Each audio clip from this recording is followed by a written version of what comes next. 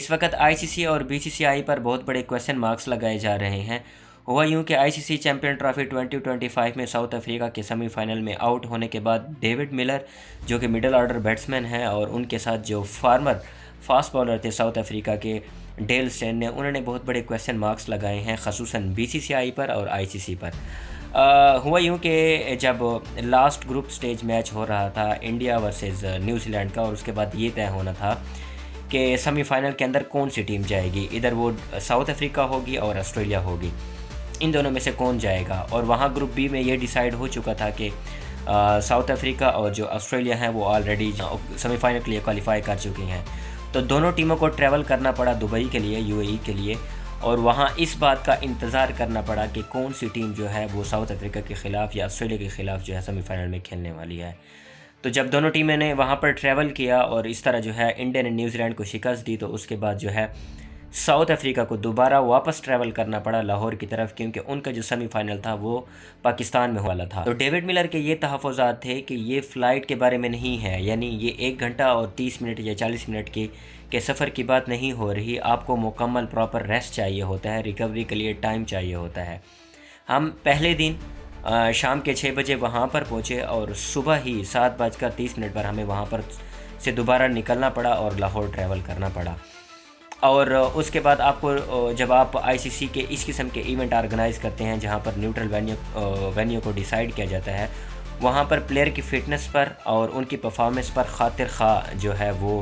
फ़र्क पड़ता है, क्योंकि न्यूजीलैंड जैसे ही मैच हारी तो उनको ट्रैवल करना पड़ा दोबारा लाहौर की तरफ, और साउथ अफ्रीका भी वहीं थी, उनको भी ट्रैवल करना पड़ा। तो दोनों टीमों का जो सिनेरियो था वो सेम ही था, तो मेरे ख़्याल में इतना बड़ा इम्पैक्ट पड़ना नहीं चाहिए था। फिर उसके बाद जो फार्मर फास्ट बॉलर हैं साउथ अफ्रीका के डेल स्टेन, उन्होंने बहुत बड़ा क्वेश्चन मार्क लगाए आईसीसी पर और बीसीसीआई पर। उन्होंने सीधा सुनील गावस्कर की एक बयान के ऊपर तनकीद करते हुए कहा कि सुनील गावस्कर साहब ने ये कहा था कि 90% जो रेवेन्यू है वो बीसीसीआई जनरेट करता है और आईसीसी को प्रोवाइड करता है, और अगर ऐसा होता रहा तो क्रिकेट जो है अपनी क्रेडिबिलिटी खो देगी। यानी जो उसकी क्रिकेट की जो अफादियत है, जो लोग उसको जिस तरह देखते हैं, तो वो उसको देखना बंद कर देंगे। उसकी सबसे बड़ी वजह ये होगी कि क्योंकि अगर एक ही बोर्ड डिसीजन लेगा और उसी के कहने पर और उसी की हठधर्मी पर जब सब कुछ होगा, जैसे भारत जो है, इंडिया जो है इस वक्त जब आईसीसी चैम्पियन ट्रॉफी हो रही थी तो उसके ऊपर इंडिया का एक ही स्टांस था कि हम पाकिस्तान ट्रैवल नहीं करेंगे और इस पूरे के पूरे इवेंट को जो है वो शिफ्ट कर दिया जाए न्यूट्रल वेन्यू पर, जिसके ऊपर पाकिस्तान बज़िद रहा और जिसके नताइज ये थे कि यूएई को जो है न्यूट्रल वेन्यू के लिए जो है वो डिसाइड किया गया for all those matches which been played India's and other countries. तो उनके ऊपर उन्होंने ये कहा कि ये सरासर जो है ये नाइंसाफ़ी है क्रिकेट के साथ और क्रिकेट के शायकीन के साथ, और मेरे ख़्याल में ये एक ख़ासा एज है। डेल स्टेन का ये कहना था कि ये एक ख़ासा एज है इंडियन टीम को कि वो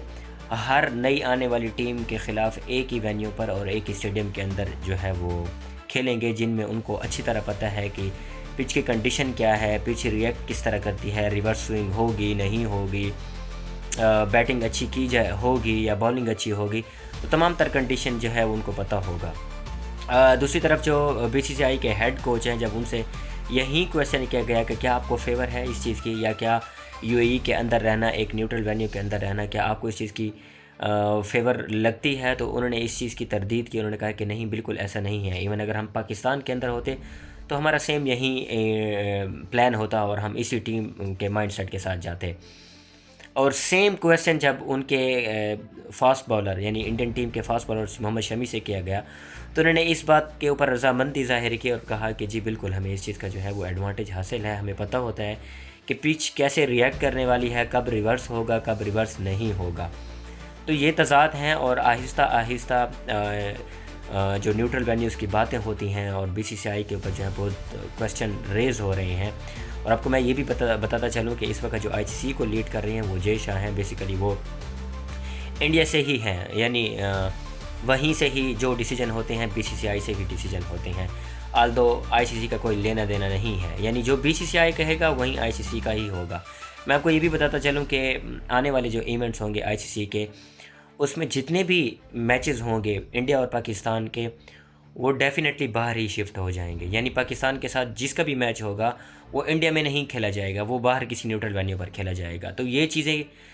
ریپیٹ ہوتی جائیں گی, جس کے اوپر ڈیل اسٹین نے یہی کہا کہ اگر ایسا چلتا رہا تو کرکٹ جو ہے وہ اپنی کریڈیبلٹی کھو دے گی, اور جس شوق سے ٹینس کو, فٹ بال کو اور ہاکی کو دیکھا جاتا ہے, مجھے نہیں لگتا کہ جو شائقین ہیں وہ اس گیم کو دیکھ سکیں گے. اور انہوں نے یہ بھی کہا کہ اس کا سب سے بڑا نقصان ان شائقین کو ہے, خصوصاً جب آپ کو ایک ہوسٹنگ رائٹ ملتے ہیں اور جب آپ کے ہوم گراؤنڈ پر ایک وینیو ہوتا ہے, تو وہ جو وہاں کے شائقین ہوتے ہیں تو وہ اپنے پسندیدہ کرکٹرز کو نہیں دیکھ پاتے. تو میرے خیال میں اس چیز کو جو ہے وہ دیکھنا چاہیے,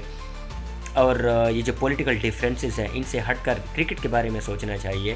اور کرکٹ کی بہتری کے بارے میں سوچنا چاہیے. ادروائز ہو سکتا ہے کہ کرکٹ کے جو شائقین ہیں اور کرکٹ کی مقبولیت کے اندر خاطر خواہ کمی آئے. مزید ویڈیو کے لیے ہمارے چینل کو سبسکرائب کر لیجئے.